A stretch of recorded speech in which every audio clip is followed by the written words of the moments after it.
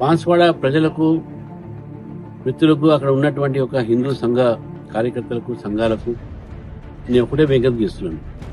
ఈరోజు నేను కామారెడ్డిలో జరిగినటువంటి ఒక ఏదైతే మన ఎమ్మెల్యే గారి మీద దాడి, అదేవిధంగా బాన్స్వాడలో జరుగుతున్నటువంటి ఒక అరాచకం, పోలీసు అరాచకం,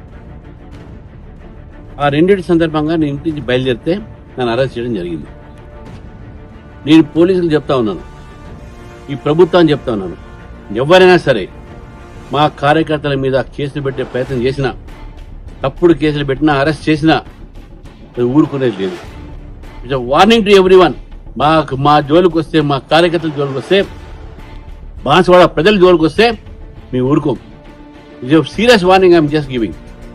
కాబట్టి బాన్స్వాడ ప్రజలకు, కార్యకర్తలు అందరూ కూడా మరొకసారి చెప్తాను, నేను ఉన్నాను మీతోని, పార్టీ మొత్తం మీతో ఉంది, మన కేంద్ర మంత్రులు ఉన్నారు, మన ఎంపీలు, ఎమ్మెల్యేలు అందరూ కూడా మీతో ఉన్నారు. భయపడాల్సిన అవసరం లేదు. ఈ ఎంఐఎం చేసేటటువంటి రికార్డు కాంగ్రెస్ పార్టీతో కలిసి దీనికి భయపడేది లేదు. మనం అందరం కలిసి ఉందాము, ఐక్యంగా ఉందాము.